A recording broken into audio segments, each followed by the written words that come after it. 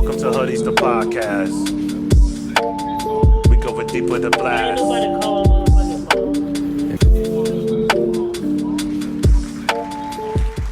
Peace. I want to welcome everybody back to another dope ass episode of Hoodies the podcast. I'm the host of God Rashidi, your uncle. And before we get into this, I want to give a shout out real quick to the collective, black men, women, boys, girls, and especially the elders.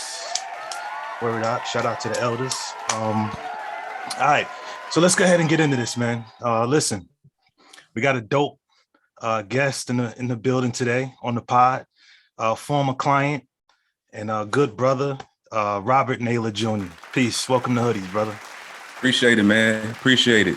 Word. Hey, and I gotta say one real quick. Not a former client. I'm still gonna stop by whenever I'm in the area. You know what I'm saying? So I'm still a client. All right. No doubt. So, all right. So listen, y'all. Brother Rob is owner of the brands No Bad Energy and Heavy is the Head. Y'all seen me rocking it here on the podcast before. So before we get into this, I want to ask you, what was your inspiration behind the brand? I mean, behind the brand, because it all seems relative, right? You got your podcast, therapy sessions, and then you got your brand No Bad Energy, Heavy is the Head. It seems like growth is your bag. So is that what it is? Is that the inspiration behind the brand? Yeah. So the inspiration behind the brand is really everything that I'm interested in, everything that I experience in life, and growth is the biggest part of that. So one thing that I've become very good at is pivoting. You know what I'm saying? Like in business, certain things happen and you may have to pivot. So taking it back. So my background really is in graphic design.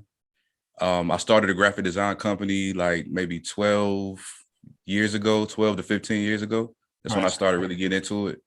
And then from that, I branched off into doing a magazine with a partner of mine. Shout out Sean Way. We started a magazine. I was doing the graphics from cover to cover. I was writing articles, all of that. But I got to a point where when we were doing a lot of exclusives and pieces on celebrities and stuff like that, I kind of wanted to get more into the lane of highlighting everyday people. You know what I'm saying? So the whole growth part of it kind of kicked in, and I decided that my brand, a lot of people, when they start a business, they have like a name that represents the business, whatever that may be. Okay. I decided because I wanted to include everything that I'm interested in. So like I said, graphic design, writing, poetry, all of that good stuff. So everything falls under the umbrella of Rob Naylor Jr., which is my LLC. But the No Bad Energy and Heavy is the Head and stuff like that is really just branches under that same umbrella.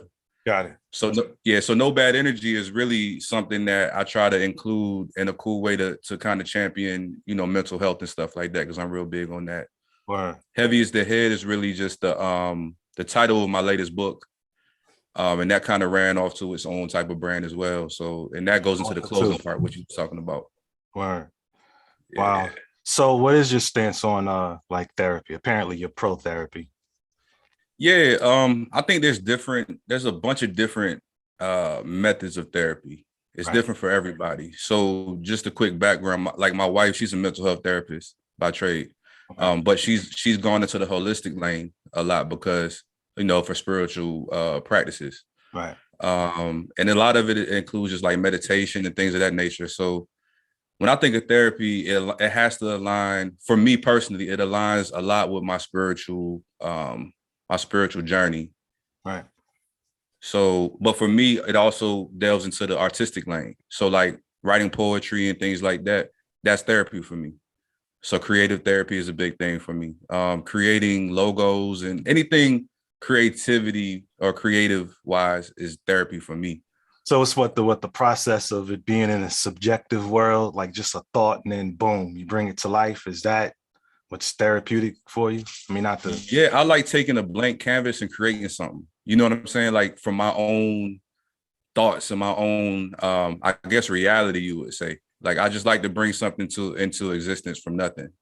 And I zone out when I do that. So like, and each part has its own element to it. So like when I write poetry, like I can't just sit down and write like, all right, I'm about to take an hour and write down some things that rhyme or sound good.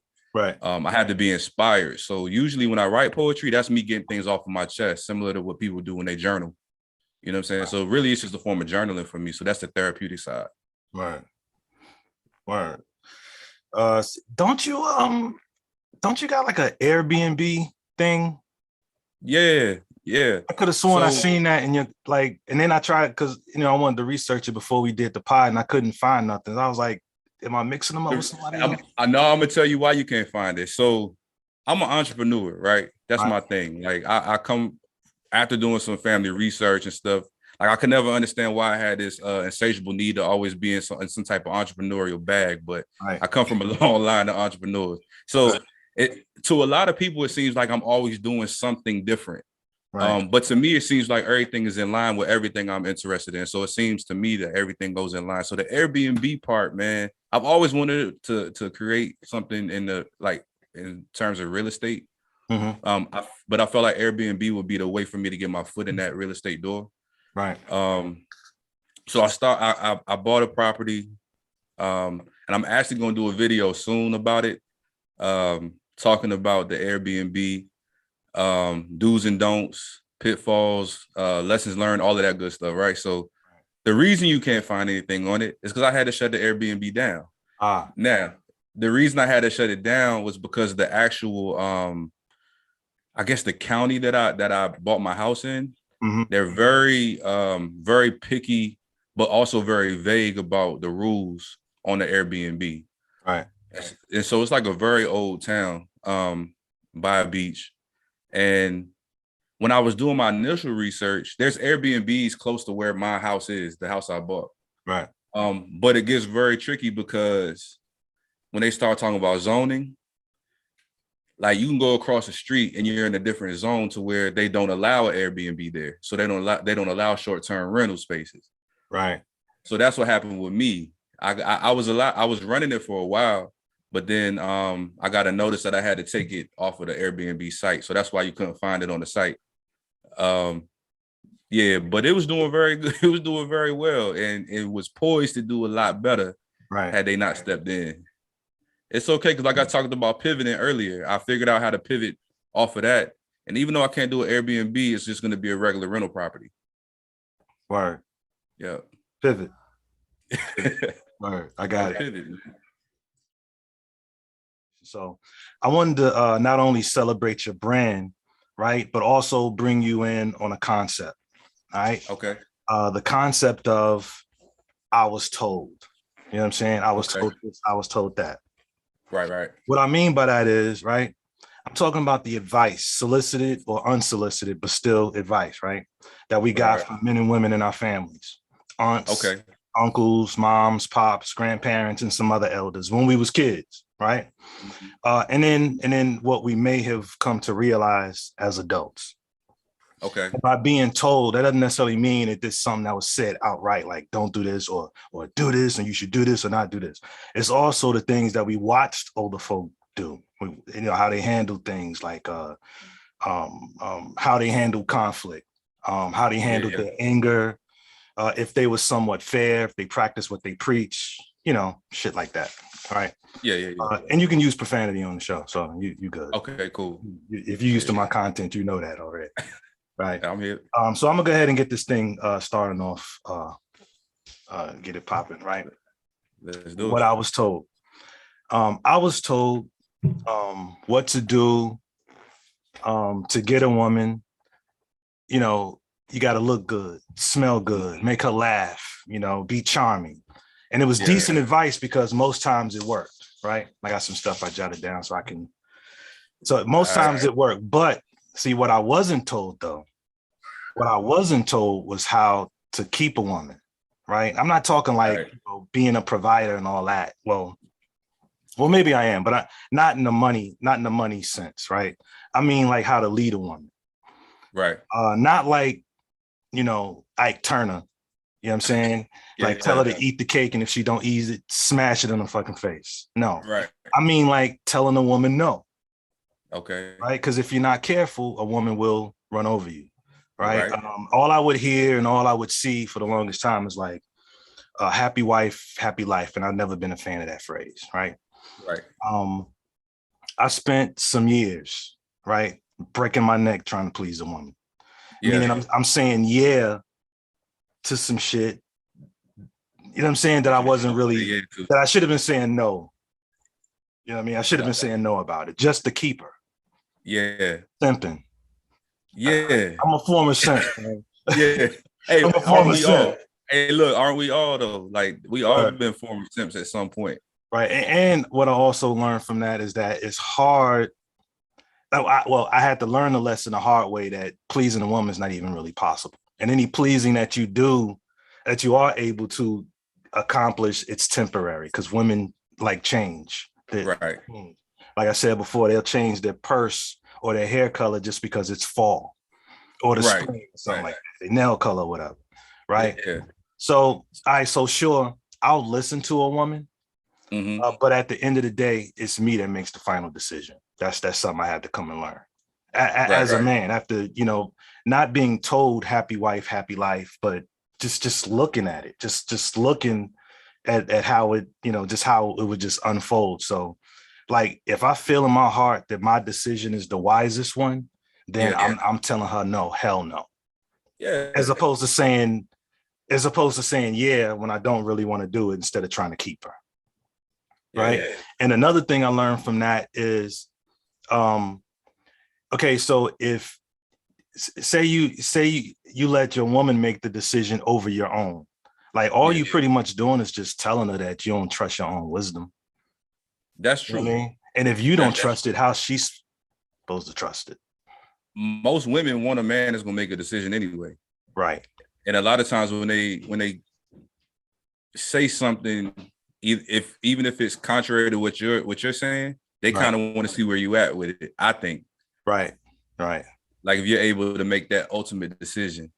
A good woman isn't gonna let you bend too many times anyway. She want to hear no sometimes. From my experience. You said she wants to hear no sometimes? Yeah, like sometimes I think so one thing, it's funny you said you're talking about this, because I think I just saw a video about the art of no in a relationship, especially like for a man, because a lot of men, like you said, get so caught up in trying to please a woman and saying yes all the time that what you're really doing is losing yourself in the process. Facts. So if you really want to say no and you say yes 19 out of 20 times, then who are you? You know what I'm saying? Like that's not even what you want to do. Right. All this just to keep her. Meanwhile, all that just to keep her. What you're really doing is you losing her. She can't respect that. Yeah, it's no respect in that, man. Like, and this, I don't want to paint a broad, picture with a broad stroke of the brush, but I think women want a man that can take the lead most of the time, at least, and say no. Now we're not going that way. We're going that way. Right. And also with that too, I learned that a man's purpose should be first anyway. I was never told that. Yeah. You know what's crazy though? Like, I think culture and society kind of also builds on what we think it means to please a woman and to be a man. Mm-hmm. And a lot of that is false, because I think even like in the music and all of that, I don't even think a lot of them subscribe to what they're preaching. You know what I mean? Right. You mean like in entertainment and entertainment, yeah. Because we learn a lot from entertainment anyway. That's true. Especially people who may not have a male figure around to teach them how to treat a woman or how to please a woman. And then, on the same side of that coin is like, even though you're pleasing a woman, you got to also please yourself. Facts. This is facts. Yeah, it's all about balance. Word. And that's the hard part though, because it's like on one end you want to be assertive, but you don't want to be a brute. You know what I mean? But then you want to be chivalrous, but you don't want to be you don't want to be a simp. So, true. It's balance, definitely balance. And I was just always told happy wife, happy life, and I came to realize as a man, I don't know, some of them might have had it wrong. You know what I mean? I started to think at some point, I started to think maybe they say that because it rhymes and it sounds cute. Black people, we love stuff that sound cute. Right. It doesn't have to be applicable or, practical, but if it sounds good and it rhymes, we rocking with that shit. Right. Right. So we just bought into a slogan. I believe so. There's an element to it that's true. I just think that there's other parts of it that was left out. Right. Like they forgot to put the part in there. I guess because it doesn't really rhyme well about happy husband or whatever. I don't know what rhymes with that to make, with life. And I've heard happy spouse, happy house. That make more sense. that does make more sense. That makes more sense to me. You know what I mean? Yeah, man. It's so much I wasn't told when it came to women. You know what I mean? You know, and you mentioned something too. You said, I think you said something about you could never really please a woman. It's like temporary. Right. I think that's true. I mean, that's true for everybody though. I don't want women to be on here talking about, you know what I'm saying? But I feel like that's for everybody. That's why it's an ongoing thing. It's an ongoing journey to try to continuously please the person you with anyway. Right. And that's just knowing that person. You think religion plays a part in that too? You know what I mean? I do. That's another rabbit hole, religion. It is. Because it gets real. It gets real tricky, and then you start stepping into the mud of contradictions. Right. You know what I'm saying? Right. So there's religions, there's popular sayings, and then there's the narrative that we as men also bought into. There used to be this narrative, at least until Kevin Samuels came around. Rest in peace to Kevin Samuels. Until he came around, it was always a narrative that, men were absent fathers and always incarcerated and drug dealers and this, that, and the third. Crazy about that is I all the people that they painted us to be, I never knew any personally. Like if I did know one, it may have been just one. But the overwhelming majority of the black men that I knew were everything opposite of the negative things they were saying we were. Right. And then not to mention we bought into it too, because that's the reason why you would always hear men say things like, I take care of all my kids. You know what I'm saying? I ain't never been to jail. It's like as if badge of honor. Right, yeah. What were your thoughts on Kevin Samuels? Fan? No, not a fan.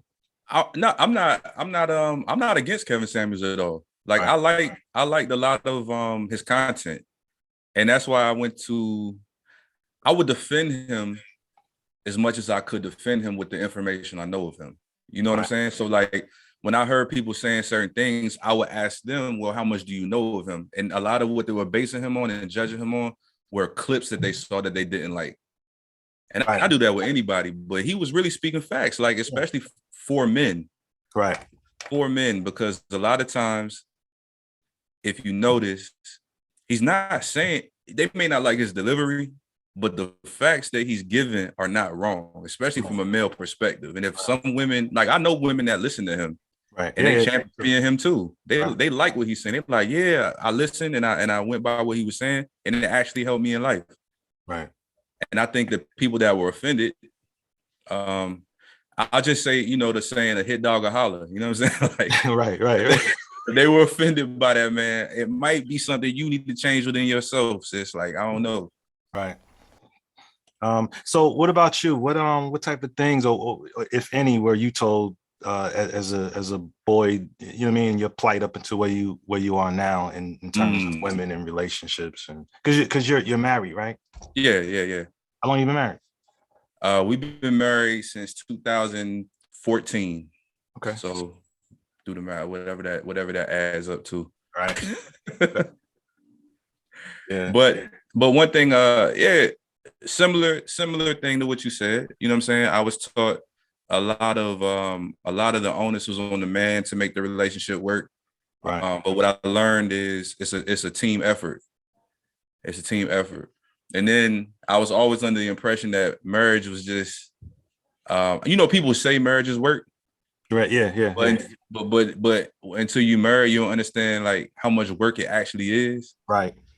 Yeah. But I also learned that it shouldn't feel like work. You know what I'm saying? Because if it feels like work, nobody feel like going to work every day.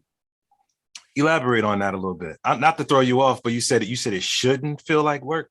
Yeah, it shouldn't feel like work. I'm really big on things being organic and being sort of natural. I use that in anything, like even to the point of like how I've changed my diet, my food. I would like my food. I'm not perfect by any means. I still, eat stuff because we've been indoctrinated into this society and eating certain shit. But Right. I like my food to be more so organic than anything, because that's the best for you. That's what they say is the best for you. Right. Whenever you're doing anything, they say when you go into business, it needs to be an organic feel. Like, don't go in there with the mindset of, oh, I'm just trying to make money off of it. I feel like the same thing holds true for relationships. Don't go into it where it feels like work. Right.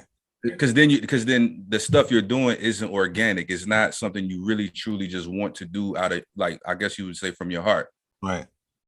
It kind of feels robotic. It feels like a checklist. It feels like a to-do list. Right. And so when I say marriage should feel organic, it shouldn't feel like I'm doing work. It should feel like, and that's what a lot of books and stuff says, like, yo, you gotta do the work. You gotta do the work. I don't want it to feel like I'm doing work, because I know with my job, I don't feel like going to my job every day. So how would it, like, now marriage is work. I don't feel like going to marriage every day. You know what I'm saying? I don't want to feel like I don't feel like going to marriage every day. So what are you saying, that if it doesn't feel organic, just don't do it?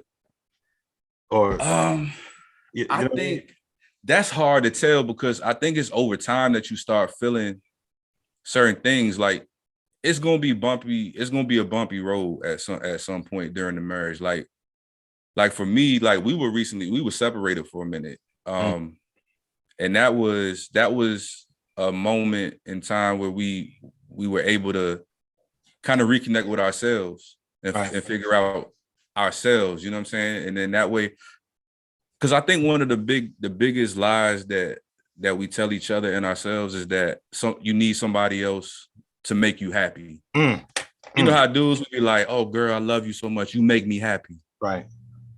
Or the female would say, oh, he makes me happy. Like, I think we take that in a way, like, you should make yourself happy. This is facts. That's how it really should be. It should be two happy people coming together and sharing happiness. That's facts. Yeah, but I wasn't there before. Like, I could tell you, like, honestly, I wasn't there before the separation. Right. So prior to the separation, you was looking for your spouse to make you happy, is what you're saying? In a sense, yeah, because I didn't know who I was. So like through my journey, I learned that we have to know who we are. I didn't know who I was, and I lost myself. Whoever I was, I lost myself up until that point. Wow. Because a lot of stuff I was doing was what we talked about before. It's like, I'm trying to make you happy. I'm doing for you. This is for you. No, instead of saying no, it's like, yes, yes, yes, yes. Right. Trying to keep her. Trying to keep her. Yeah. Word. How about religion? How did religion play a part in your plight as a boy to a man? I would say so. Yeah. And that's why I had to make that exodus from religion. Like, I divorced religion a while back. Yeah, I can. And now here's the thing. Like, I grew up in a Christian household, like most of us Black people do. Right. And I went to a private school for a couple years where, you know, we learned about, you know, the Bible a lot and all of that stuff. We were real big on religion, but I've always thought differently. Mm-hmm. So it never really sat right with me a lot of times. Because I feel like I'm a logical thinker. Right. And so I will always battle with that. Like, stuff wouldn't make sense to me, but I would go along with it because the pastor or my parents are telling me that's just how it is. You got to believe, you got to have faith and all of that shit. You know what I'm saying? Right.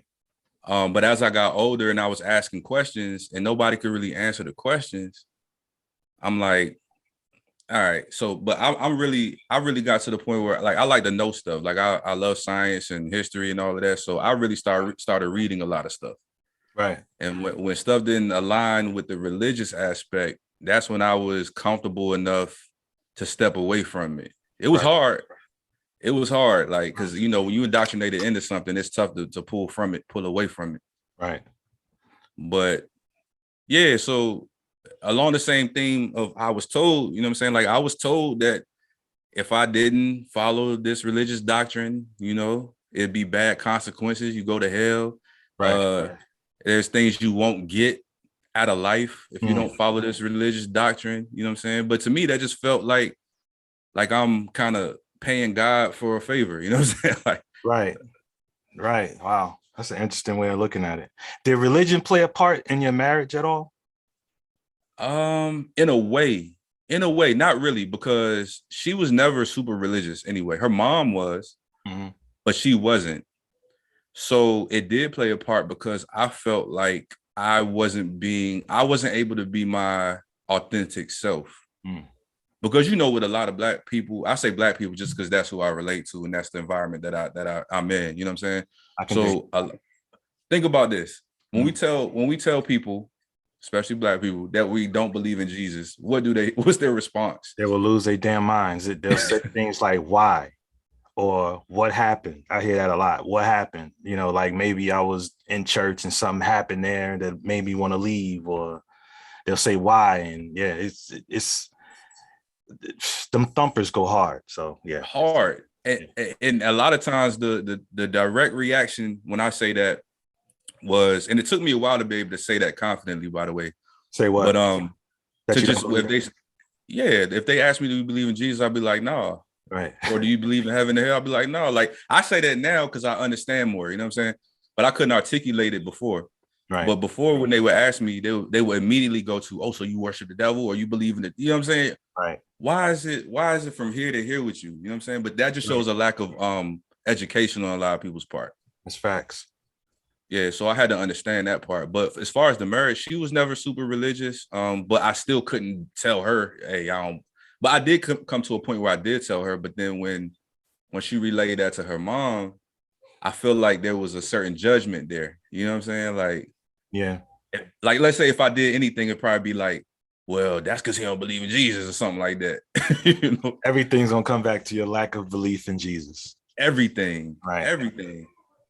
Right. But it's crazy now though, because she's no longer part of that religion, that spiritual practice. She actually practices comedic spirituality. Your wife's mom's? No, my wife, she practices comedic spirituality. Got it. Okay. I don't know if a lot of people know what that is, but yeah, I'm familiar. Ancient Kemet. Ancient Kemet, yeah. Me, I'm not a practitioner of any religion. You know what I'm saying? I do learn, like since she's into it, I learn about it.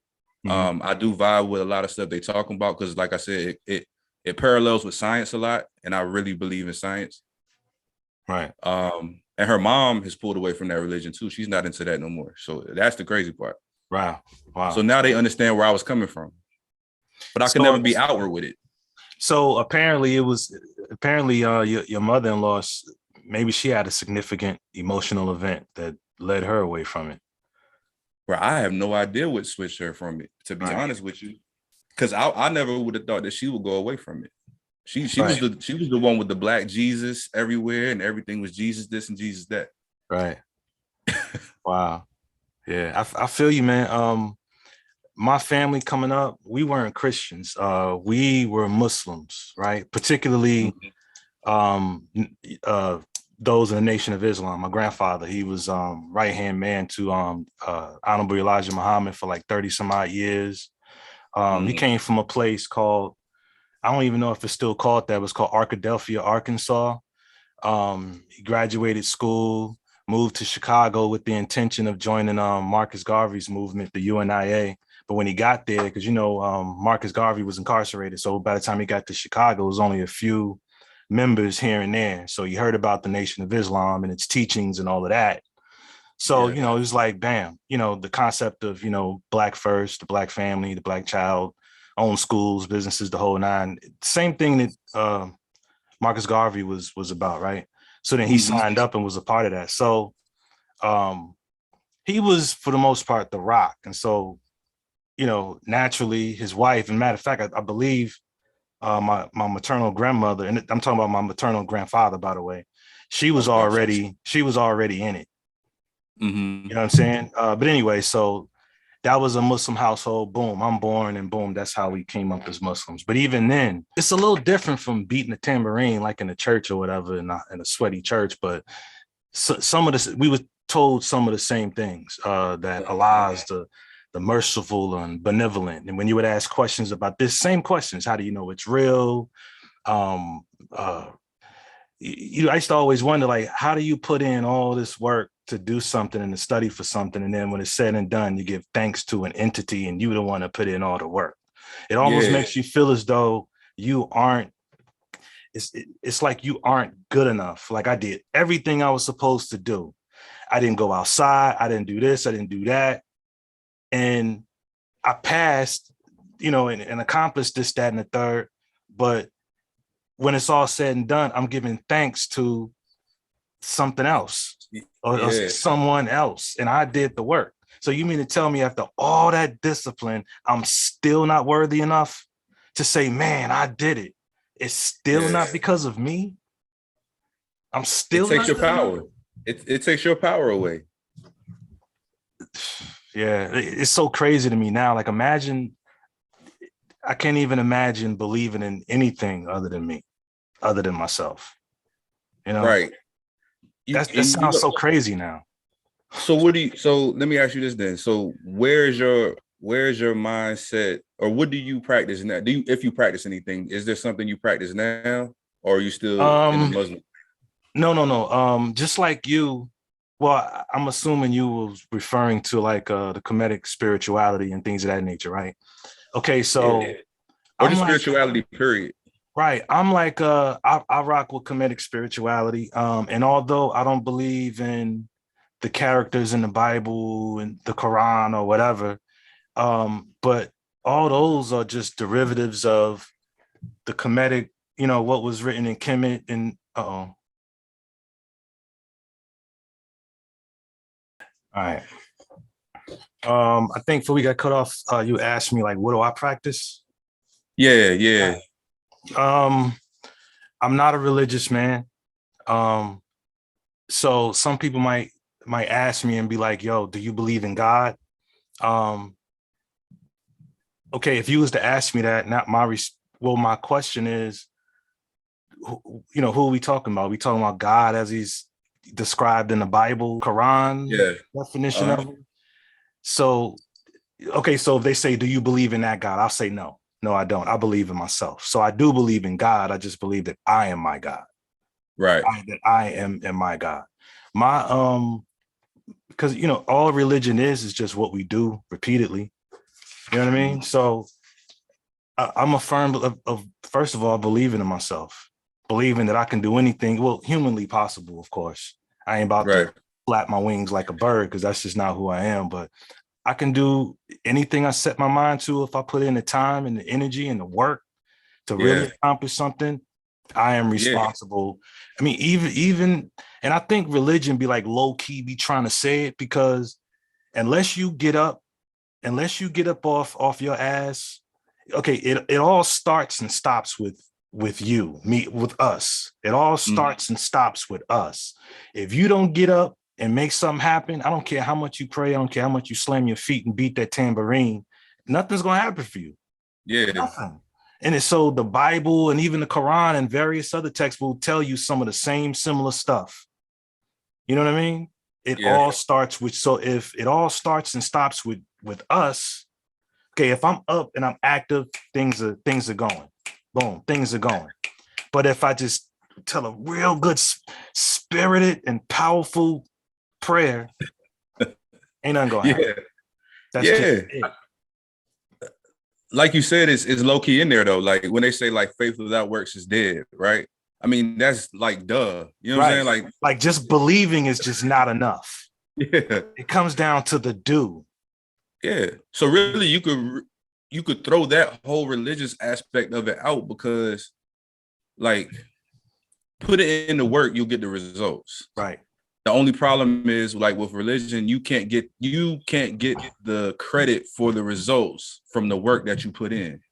You got to give it to somebody else, Right. which is crazy to me because I'm Yeah. like, yo, you know what I did? Like all of Right. that work I put in. Yeah. And I'm still not good enough. Yeah. So Thank then that's why I God. said Thank the you, Jesus. contradiction. That's why I said the contradiction fucks me up. So even on a psychological landscape of it, like you said, you said it a couple of times when you say still not good enough. Religion keeps you in that I'm still not good enough because no matter how much I do, I'm still not worthy and I'm still not good enough. You know what I'm saying? So that weighs on you as like a person, bro. Like, it's like no matter how much I do, I'm still not good enough. Like, who lives like that? A lot of people. Yeah. A lot of people do live like that. And in the many ways that it's all interpreted, if that's a word, the many ways that it gets interpreted, you know what I'm trying to say? Yeah. There was this one guy some years ago. He was in a barbershop, of course, and he was talking about how he told his daughter that the reason why Black people have it the way we have it, which is rough. We're last in line. Let's just keep it funky. We're last in line as far as ownership goes. It hasn't changed much, right? Yeah. So he's telling this young lady that the reason his daughter that the reason why Black folk are in the position that we're in today is because of a covenant that was broken. You know what I'm saying? In a time. I know who you're talking about. Yeah. You know what I'm saying? Yeah. So like imagine. And she's talking specifically, well, I said Black people. So imagine how this young lady, this young girl is going to feel about Black people, her own people. Right. You know what I mean? It's psychological warfare, man. And people don't understand how much words have power. Right. Words create ideals that have power. You know what I'm saying? So how you feel about, because that goes into our whole identity. And that's what we lack. We lack identity and culture. Right. And if we keep contributing to the detriment of that, how can we come up out of that? Like, when people say we're in the position we're in because of a covenant that was broken, okay, but guess what? I honestly feel like if we don't, it's insanity what we do. We do the same things and expect a different result. Yes. Religion included. So if we took the time that we put into religion, imagine if we put the same effort into things like building our communities and creating financial literacy programs and teaching each other those things and actually building. Fact. Instead of just like, oh, I'm gonna have faith that it's gonna happen. Like, and I'm not shitting on faith if that's what you want to have, but you got to actually put the work in. Right. Facts. Yeah. So man. if you want to say that's the reason why we're wherever people perceive us to be, on the totem pole, that might be because we don't put forth the necessary effort to build that up. Right. As a whole, I guess. Right. A lot of people feel like being a good person is enough. Yeah. But to add to that, it's about servitude as well, man. Like, we got to be servants to each other. Like, at the end of the day, the stuff we do goes back to having an organic want to see everybody else succeed too. Because you as the byproduct of that, you're gonna succeed. Right. Facts. So okay, so on the flip side of things, right? You've got Muhammad, Jesus, and various other, prophets, right? Yeah. Characters, if you will. All, I don't have to go through all the names, right? So we can say that, oh, they never existed. There's no proof, this, that, and the third. So I do think a lot, like when I pray, I end my prayer with, in the spirit of my ancestors, Ashe, right? Mm-hmm. So,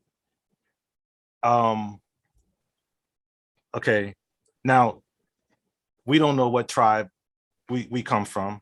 Well, at least I don't. Some people have reached back and, found things. I don't know what tribe I come from. So that's another spin on ancestors. Number one, how do we know that the ancestors got us? How do we know that any more than a Christian knows that Jesus got them? Yeah. You know what I mean? Yeah. So I think about that too. Like, now, okay, I don't. All right, so that we're getting all into belief and whatnot, right? Like, I don't think it's a coincidence that my granddaddy, way back in the day, who was born in 1915 by the freaking way, right? Yeah. I don't think that it's a coincidence that, I mean, it could be, but I don't think it's a coincidence that he moved all the way to Chicago from Arkadelphia, Arkansas, to be a part of that man's, I don't think you can see it from Marcus Garvey's, I'll put it up on the screen when I edit, but Marcus Garvey's, he went there to join the movement, the Universal Negro Improvement Association, right? Yeah. I don't think it's a coincidence that that's where he was, and then bam, it Pan-Africanism became something that became a lifestyle for me as well. And matter of fact, I found out this part of his plight after. I don't think it's a coincidence that we're somewhat on the same path. You know what I mean? Yeah, But I can't prove, that our ancestors got us, and I can't prove that. yeah. You feel me? It's all energy though. You know what I'm saying? It's all about like, because when things happen, a lot of things happen that you can't explain the why. Like you have intuition. Mm. You know what I'm saying? Like there's intuition and there's energy and it's a whole lot of stuff that goes into it, I think. And I feel like no matter how you articulate your belief system, not just you, but just like us as everybody, people, right? Mm. Depending on how people are wired is how they're going to receive and accept it. Because no matter what you say, they could be like, oh, that sounds far-fetched. You know what I'm saying? I don't believe that. Oh, Right. you believe that? Like that, Right. But I keep it as simple as possible, honestly. Like I do believe that the ancestors have a hand or some way in guiding us, whether you want to say it's the ancestors or just natural intuition, being in tune with nature, Right. whatever the case may be, because you got to think about it. Animals have an instinct, This is bad. a nature instinct. Like they know, like birds know when to fly south for the winter. You know what I'm saying? Like How they know where south is? yeah, how they know where south is? They don't have a map, a GPS. But it's like what's guiding them. It makes you think. What's guiding them? Yeah, what's guiding them? That's what I think. See, Yeah. man, that's another can of worms. I love the animals. That's perfect. How do they know which way is south? Like, what's guiding them? What? Yeah. Same thing with sea turtles when they hatch on the beach. How do they know where they? How do they know which way is the water? They never smelled it before. Yeah. So there's a lot of stuff that as people we claim we have the answers for, and I think that's part of the problem. Like I don't have a problem with religion, but that if I had to say that I have a problem with religion, it would be the idea that they think they know everything, like a finite in a finite way. Like I know how we got here. I know where we're going after we die. I know. But and that's why I say I line a lot with science, and I love the comedic spirituality part. It's because it's always a sense of, well, I don't necessarily know, but we're on a journey to figure it out. Like there's nothing wrong with saying I don't know. Right. And so like we have a lot of natural instincts that we can't really explain. Like people say they have what do you call it, deja vu. You know what I'm saying? They feel like they have if put it like this, if you were walking down the street and you seen a whole bunch of people running, what you about to do? Probably gonna run. You're probably gonna run. Get the hell out of here and figure this out later, right? Exactly. Or if you're in a certain environment, you kind of have an uneasy feeling like, I probably should get up out of here. You walk into a certain club, you might be like, yeah, I might not want to be in here. It's just that energy. Energy, yeah. Yeah. Man, so you can walk into a room filled predominantly by white folk, and you can feel the tension without them saying one word. Not one word. But you can feel it though. You can feel it. And I think, like I said, I feel like I really do put a lot of stock into the ancestors. Like I really do feel like your ancestors guide you. It's an energy that guides you. When I wrote my books, like I tell people all the time, I ain't write my books. Like that was my ancestors guiding me through, that process. Right. Because I would go back and read it and be like, damn, I wrote that. Like, Right. All knowing, all powerful, and was it omnipresent? What does an entity like that need with mankind? Right. When according to the text, God said, let there be light. God said, let there be this, that, and the third. Why do you need mankind? Why the need for humans? I've always wondered that. What could mankind do for something so powerful? Yeah, it makes you wonder what's the purpose, and then it seems like the purpose is to serve me, and to me that's kind of weird. Yeah, vain. Yeah, but then what people attribute a lot of human characteristics and flaws to a god, which is weird to me. Jealous, all of those things. Sounds human, don't it? It sounds very human. Jealous. And then if not to cut you off real quick, hold that right there. Now, if I'm all powerful, Not a Yeah. little bit. I'm all powerful. I'm all knowing. I don't just know a great deal.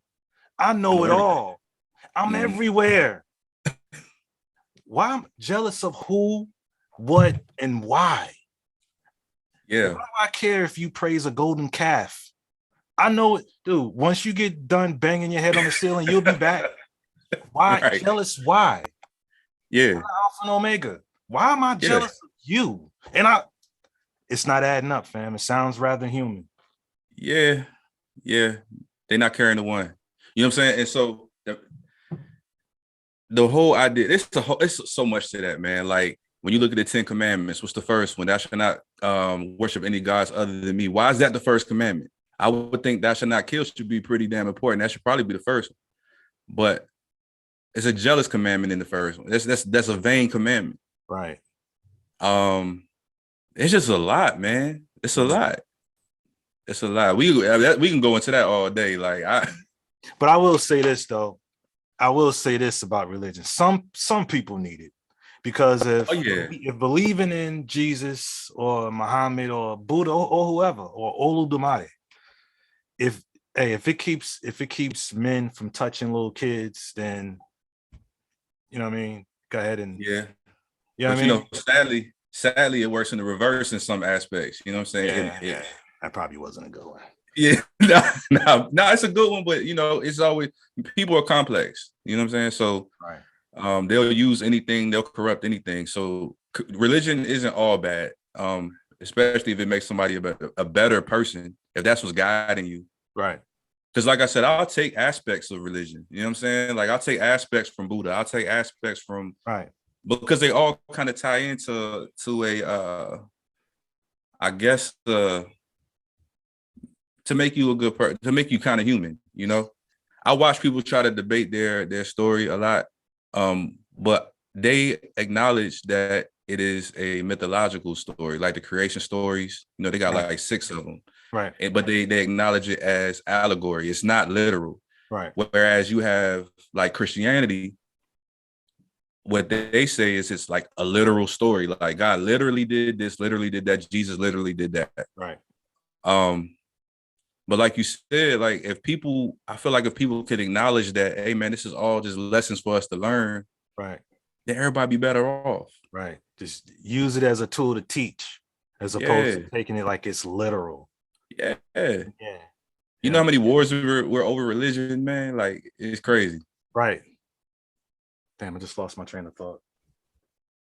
But until then, but like I was saying, my religion is positivity, man. Self-belief, positivity, and energy, having the discernment to know when some energy is off. You know? No bad energy. No bad energy, word.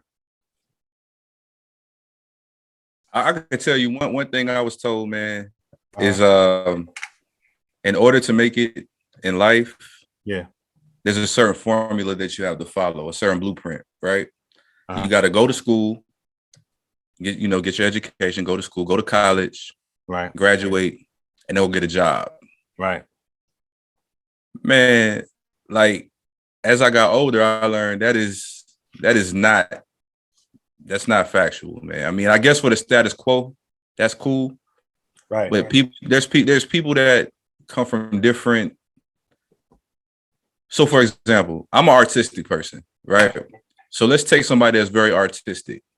Right. Now you're telling me to just go to school, get a job, and go work for somebody. That ain't gonna work for me. Right. Because I have an entrepreneurial like drive. You know what I'm saying? So like I need to really build on that.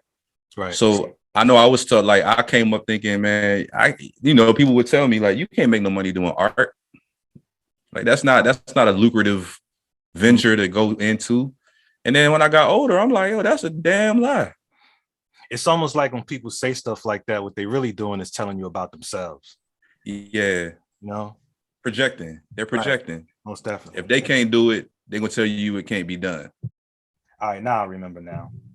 I had to write it down so I don't forget. Another thing that I was told, and this wasn't outright. This was something that was like told by older folk, ironically enough, that if you Black and you have a difference of opinion, if like a shitload of black people subscribe to one way of looking at things, if you black and you tend to see things a little different, Yeah.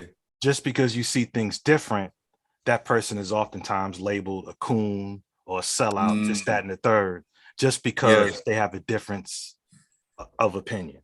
I mean, that person might be, they might be that, They but could be. I just don't think that just because someone disagrees automatically, of course, I learned this as an adult, you know, as I grew as a man, because there's levels to this, right? You know? And we contribute to a lot of that. Sadly, you know what I'm saying? Like you get, and I don't, and what I got to clarify what I mean by that, because I don't want nobody thinking that I feel like we are, the reason for the dissension and stuff, but right. We do contribute to it in a way because we echo and parrot a lot of the bad stuff that's said about us. That's right. So like, let's say, on the news, there's a story about a bunch of shootings, which we do see happen a lot, right? Mm-hmm. Instead of us really delving into the why they're telling us this and why they're showing us this, we're quick to judge each other. Like, oh, come on, man, black people, we got to do better. Mm-hmm. Oh man, do black lives really matter to black people? Because we doing this, right? Instead of really looking at it from a different perspective, right? Like that coon, like you said, people throw that label of coon on people really quickly, just because they like that. I think that's what, like with politics, right?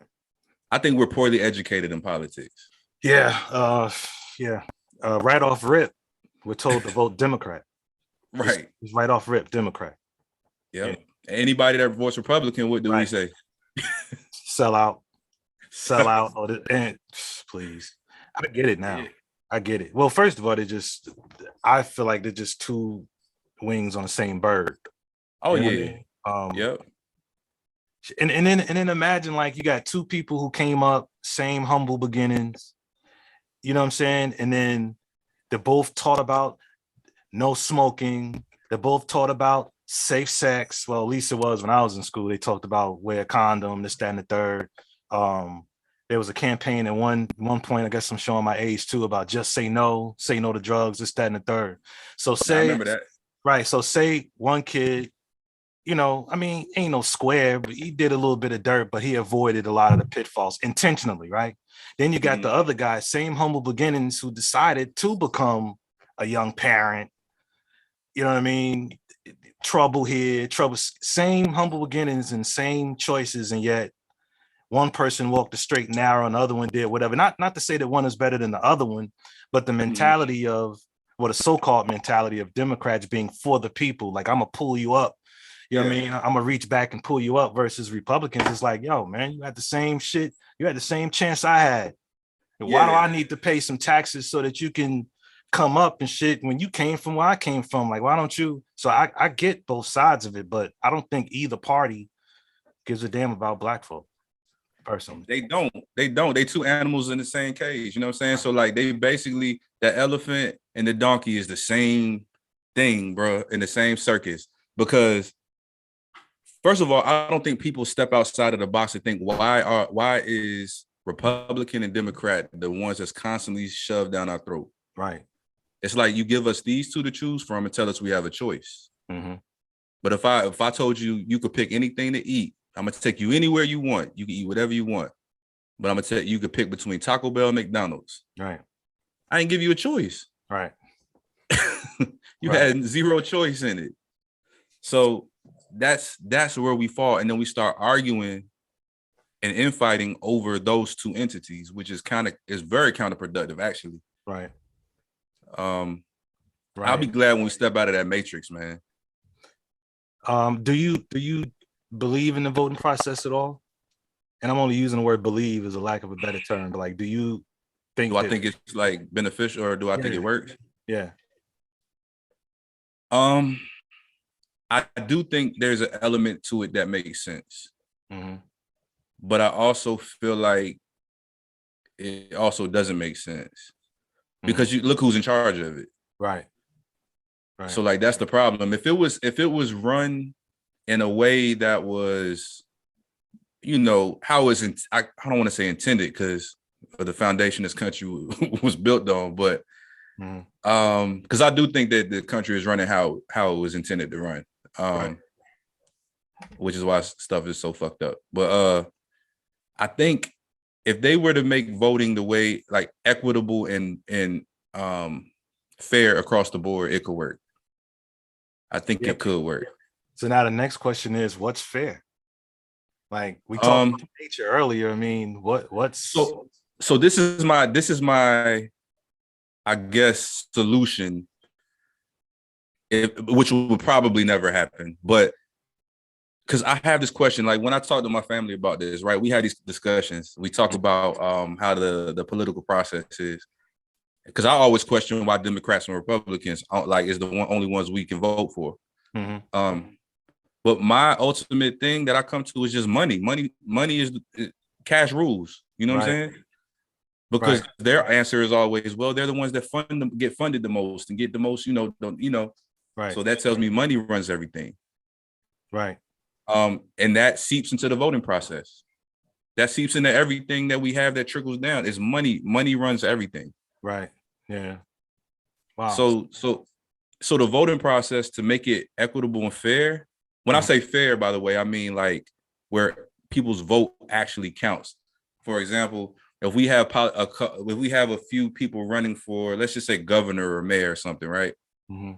However the process is in place, we can actually, no matter what we look like, we can go in there and say, I'm voting on the policies of this person. Let's put them in office. Right. And then that person gets put in office based on what the people want. But it doesn't work that way. Right. They say it works that way, but it doesn't work that way. So it's a bigger problem that we're overlooking.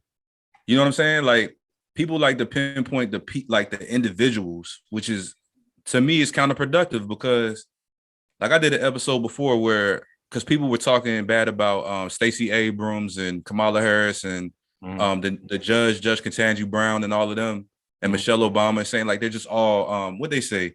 It was just all negative stuff. They were saying that they're just placeholders or figureheads or something. They weren't really doing anything. Right. Like tokens. They said they were tokens. That's what they said, right? And I'm like, I mean, they can only do so much within a system that's not built for us anyway. Right. They're just employees. They're employees. Wow. And so I can't down them. Right. I'm not gonna go at them. Like our aim has to be somewhere else. Right. In order to get that change that we want. Because how long have we've been saying the same thing forever. Since before probably either one of us was here. Yes. You know what I mean? And I don't know about you, but like I'm tired of fighting for the same stuff my grandfather and my great-grandfather fought for. Facts. Like that shit is tiring. I think if we're gonna vote, I think if we're gonna believe in something as far as religion is concerned, we need to come up with our own religion or something. And one of the pillars in that religion should be putting Black folk first. You know what I mean? Like let that be one of the pillars. Let's start there. Yeah, man. As far as politics, we should come up with our own party. Yeah, we should. I don't. Not sure. I feel like culture and identity is real big on that, man. I keep going back to that because what ends up happening is you have certain Black people that are Clarence Thomas-ish. You know what I'm saying? That they Black on the outside. Clarence Thomas-ish. If that is a word. Right. Clarence Thomas-ish. Ben Carson-ish. You know what I'm saying? Candace Owens-ish. Right. And not to say that they don't, like, to be honest, bro, I was very much against Candace Owens, like real hard. But when I listen to her, everything she say ain't wrong. It's how she says it. You know what I'm saying? And who she's aligned herself with that makes people immediately be like, nah, I'm not listening to you. Right. But we get to infighting so much that it's hard for us to see it's hard for us to see that we're in a war, and then start that friendly fire shit, start killing our own soldiers. Right. I think once we know who we are, it'll be easier for us to align and be on the same side and align and see a common enemy and then go toward that common enemy. Once we understand who we are, which is the hard part. That's a bar. You're right. Yeah. Man, there and that sentence right there, that's heavy. So real quick, what's your website where folk can check out your book, merch, and everything else you got going on? Yeah, so website is www. You see, I'm old. I say www. RobNaylorJr.com. RobNaylorJr.com. You can get my books there, my merch. I'm always updating merch. Like I said, I'm always creating, so it's gonna be some new stuff on there. Let's see, Instagram at Rob Naylor Jr. Actually, there's a new, I don't know if people are hip, but it's a new app called Fanbase. Everybody should check it out. It's Black owned. It's actually started and owned by Isaac Hayes III, which is the son of Isaac Hayes. Yeah. Word. Yeah. Okay. So check that out. Yeah. If we had time, I'll break down what Fanbase is. But as an entrepreneur, if anybody that's a content creator, it's very beneficial for you to be on there because it's going to allow you to actually make money on there. So on your content? Yeah, on your content. So basically what it is, it's a culmination of pretty much every app that you see. Instagram, what's the one? OnlyFans, all of that. So basically what happens is it allows free followers, and then you also give people an opportunity to subscribe to you and pay like a subscription fee. It may be like $2, $5, whatever the case may be. But think about if you got 50,000 followers that are subscribing to you for like $2, and they can see the full content. That's a lot more than what you're getting on Instagram for your 50,000 followers, and Instagram taking all the money if you are getting any money from your content. Right. Yeah. So they putting all the power into the entrepreneur's hands pretty much. So Fanbase. Let's see. I'm on I don't use my Facebook really, but YouTube. Just search Rob Naylor Jr. on YouTube. Subscribe, like, share, all of that stuff. Word. So those are the three major things I use. Word. Appreciate you coming on, my man. You know what I mean? Always been a solid brother. Always been a good dude. Man, I appreciate it. Like I said, I'm constantly a client. I'm forever a client, man. Not a former client. That, man. You got any words of wisdom that you like to leave us with before you get out of here, or? Oh man, I got a lot of words of wisdom, man. But I just think I would just like to see us stop the insanity. You know what I'm saying? Like, stop doing the same things over and over. Understand that time is something that we think we have a lot of until we find out that we ran out of it. Word. So look into the mirror and become a better person, become the change we want to see. Word. That's it. Word. That's powerful, man. All right. Have a beautiful night, man. You too, my brother. Hey. Yeah, I appreciate you, man. No doubt. I appreciate you, good brother. Have a good night. All right, peace. So yeah, man, shout out to Robert Naylor Jr. Appreciate you coming on the pod. But I want to thank you all for, tuning in to Hoodies the podcast. Yeah, man, I'm the guard Rashidi. And this is Hoodies. Hey. I don't even know what a lane is. Ain't nobody calling. You know box neither.